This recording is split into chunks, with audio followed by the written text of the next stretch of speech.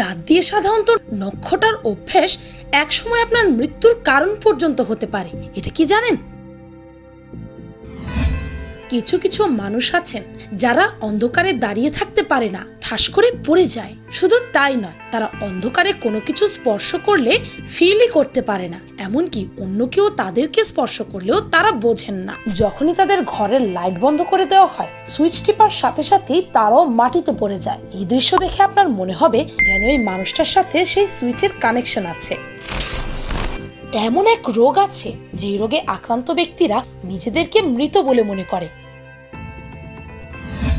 এমনই এক মানসিক রোগ আছে যেটিতে আক্রান্ত ব্যক্তিরা নিজেকে গরু মনে করে ঘাস খেতে যান মাঠে। পরিসংখ্যান অনুসারে পৃথিবীতে প্রতি 4 জনে একজন মানুষ মানসিক ব্যাধিতে আক্রান্ত। বিভিন্ন ধরনের মানসিক বা আচরণগত সমস্যা তাদের মধ্যে দেখা যায়। কিছু অদ্ভুত, রহস্যময় আর বিরল মানসিক রোগ আছে যেগুলো সম্পর্কে আমাদের মধ্যে বেশিরভাগ মানুষই জানে না।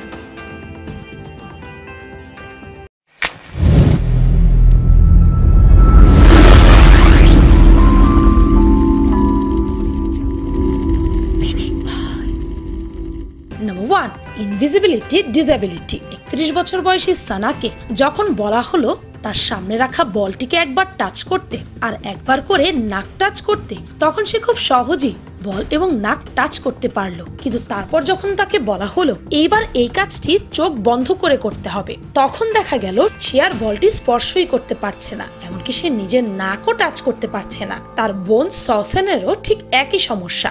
যখনই সে তার রুমের লাইট অফ করে দেয়, সে আর নিজের ভারসাম্য বজায় রাখতে পারে না, কোনো কিছু অনুভব করতে পারে না, দাঁড়িয়ে থাকতে পারে না, ধপ করে নিচে পড়ে যায়। আর এগুলো সবকিছু হয় শুধুমাত্র একটি লাইট বন্ধ করার কারণে। মনে হয় যেন এই দুই বোনের শরীর কোনো সুইচের সাথে সংযুক্ত। যখনই সুইচ অফ করা হয় তারাও যেন অফ হয়ে যায়। শুধু এই দুই বোনই এই সমস্যায় ভুগছে না, ক্যালগারির 18 বছর বয়সী এক মেয়ে শুধু চোখ খুললেই হাঁটতে পারে। চোখ বন্ধ করে হাঁটতে গেলে সে পড়ে যায়। না, কোনো কিছুতে হোঁচট খেয়ে না, চোখ বন্ধ করার সাথে সাথে সে কোলাপস হয়ে যায়। এমনকি তার চোখ বন্ধ অবস্থায় কেউ যদি তাকে স্পর্শ করে, সে কোনো কিছুই অনুভব করতে পারে না। অদ্ভুত না ব্যাপারটা? এটি খুব বিরল এক রোগ যাকে টাচ ব্লাইন্ডনেসও বলা হয়। এই রোগটি এতটাই বিরল যে আজ পর্যন্ত মাত্র 18 জন এই রোগে আক্রান্ত মানুষকে পাওয়া গেছে। আসলে এই রোগে আক্রান্তদের চোখ বন্ধ বা অন্ধকারে মনে হয় যেন তারা ব্ল্যাক হোলে চলে গেছেন। এই রোগে আক্রান্ত রোগীদের শরীরে পিজো 2 চ্যানেল কাজ করে না, যার কারণে তাদের এমনটি হয়ে থাকে। অন্ধকারে আমরা যখন কোনো কিছু টাচ করি তখন এটি আমাদের ব্রেনে অনুভূতি জাগায়, যা এই রোগে আক্রান্তদের ক্ষেত্রে হয় না। এমনকি অন্ধকারে তাদের ব্রেন তাদের ব্যালেন্সও মেনটেন করতে পারে না, তাই তারা ধপাস করে পড়ে যায়। Number 2, Cotard syndrome. একজন মানুষ কি কখনো নিজেকে মৃত ভাবতে পারে? না, আমি ছ্যাঁকা খেয়ে বাঁকা হয়ে গিয়ে যারা নিজেকে মৃত বলে তাদের কথা বলছি না। কিছু কিছু মানুষ আছে যারা আসলেই নিজেকে মৃত ভাবে। মৃত্যুর পর পারিপার্শ্বিক অবস্থা জানার এই ধরনের ইচ্ছে অনেকের মনেই কাজ করে। মৃত্যুর পর কে কে কাঁদবে, কে তাকে নিয়ে কথা বলবে, অবচেতন মনে অনেকে এসব ভাবনাও ভেবে থাকে। অবাক হলেও এইসব ঘটনা কিন্তু সত্যি ঘটতে পারে, তবে সেই জন্য তাকে কোটার্ড সিনড্রোমে আক্রান্ত হতে হবে। কোটার্ড সিনড্রোম নামের এই রোগে ভুগলে আপনি নিজেকে মৃত ভাবতে থাকবেন। অবাক হওয়ার মতো কথা হলেও আদতে এমনটাই ঘটে। শুধু তাই নয়, সে তার সাথে তার চারপাশের অন্য কোনো একজন মানুষকে অথবা চারপাশের সবাইকে মৃত মনে করতে পারে। সে বিশ্বাস করে যে এরা কেউ বেঁচে নেই, সে ভুল দেখছে, এরা বহু আগেই মারা গেছে। গবেষণায় দেখা গেছে আমাদের মস্তিষ্কের যেই অংশ আবেগ অনুভূতি বহিঃপ্রকাশ বুঝতে পারে, সেই অংশ যদি কোনো কারণে ক্ষতিগ্রস্ত হয় তবে আপনি এই অসুস্থতায় ভুগবেন। এই রোগে ভোগা মানুষ নিজেকে মৃত ভাবার পাশাপাশি এটাও ভাবে যে তার শরীরের সকল অঙ্গগুলো ভেতর থেকে পচে যাচ্ছে। এই সময় তারা খাবার খেতে এবং গোসল করতে চান না। তারা ভাবেন তাদের হজম প্রক্রিয়া নষ্ট হয়ে গেছে এবং গোসল করলে তাদের শরীরের বিভিন্ন অংশ পানি প্রবাহে ঝরে পড়বে। আশার কথা হচ্ছে অনেকটা মানসিক এই সমস্যার সমাধানও আছে। নিয়মিত ওষুধ খেলে এবং কাউন্সেলিং এর মাধ্যমে এই রোগ সেরে যায়। Number 3, Alice in Wonderland syndrome. ওয়ান্ডারল্যান্ডের অ্যালিসের গল্পটি কে কে জানেন? এই কিংবদন্তি গল্পে অ্যালিসের দেহটি খুব ছোট হয়ে যায়, তারপর আবার খুব বড় হয়ে যায়। এই ঘটনাটি বাস্তব জগতেও ঘটতে পারে। জানেন কি আপনি? অ্যালিস ইন ওয়ান্ডারল্যান্ড সিনড্রোম বেশ জটিল এবং বিরল মানসিক ব্যাধি। এক্ষেত্রে আক্রান্ত ব্যক্তির চোখে কোনো জিনিসের সঠিক আকার ধরাই পড়ে না।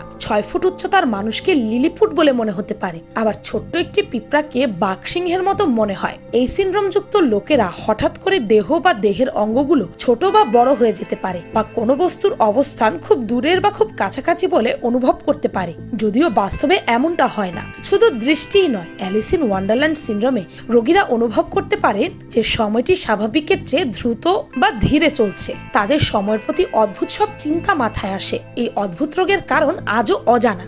আজ অবধি এমন কোনো পরীক্ষা হয়নি যা নিশ্চিতভাবে এই রোগ নির্ণয় করতে পারে, তাই এই রোগ অনেক সময় প্রাণঘাতী রূপ নেয়। নাম্বার 4, বোয়ানথ্রপি। আমাদের মা বাবা শিক্ষক হয়তো পড়া না পারলে অনেক সময় আমাদের গরু গাধা বলে বকেছে। তাই বলে কি আপনি নিজেকে কখনো সত্যি সত্যি গরু ভেবেছেন? কখনো কি ইচ্ছে করেছে যাই একটু মাঠে গিয়ে ঘাস খেয়ে আসি? না না, আমি কোনো পাগলের প্রলাপ বকছি না। বোয়ানথ্রপি এরকমই একটি বিরল এবং উদ্ভট মানসিক রোগ। এই রোগে আক্রান্ত ব্যক্তি নিজেকে গরু মনে করে এবং গরুর মতো আচরণ করতে থাকে। অনেক সময় তারা গরুর পালের সাথে মাঠে চলে যায় এবং তাদের সাথে চার পায়ে হাঁটতে থাকে। আবার অনেককে গরুদের সাথে ঘাস চিবুতেও দেখা যায়। বোয়ানথ্রপিতে আক্রান্ত রোগীরা বুঝতে পারে না তারা কখন, কিভাবে কিংবা কেন এই ধরনের কাজ করছে। যখন তারা স্বাভাবিক অবস্থায় থাকে তখন তারা তাদের এই অস্বাভাবিকতার কথা মনে করতে পারে না। বর্তমানে মানসিক চিকিৎসকেরা বলে থাকেন এই রোগটি হিপনোটিজম বা কোনো স্বপ্ন দেখার মাধ্যমে হয়ে থাকে।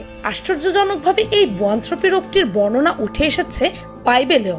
সেখানে রাজা নেবুচাঁদনেজারের বর্ণনা দেওয়া হয় এভাবে: মানুষ থেকে বিতাড়িত হয়ে সে ষাঁড়দের সাথে ষাঁড় হিসেবে ঘাস খেতে থাকে। ভাবতে পারছেন? স্বাস্থ্যই সকল সুখের মূল। শরীর যদি ঠিক না থাকে তবে সবই বিষাদ লাগে, নিজেকে অসুখী বলে মনে হয়। স্বাভাবিক জীবনে হাজারো অসুখ বিসুখের কথা আমরা জানি। আধুনিক চিকিৎসা বিজ্ঞানে প্রায় সব রোগেরই প্রতিষেধক রয়েছে, তবে জনসাধারণের জ্ঞানের বাইরেও কিছু অদ্ভুত রোগবালাইয়ের মানুষ আক্রান্ত হয়। চিকিৎসা বিজ্ঞানীরা আজও যার উল্কিনারা করতে পারেনি। মানসিক রোগে আক্রান্ত ব্যক্তি নিজে কষ্টে থাকার পাশাপাশি তার পরিবারও তাকে নিয়ে দুশ্চিন্তা ও কষ্টে থাকে।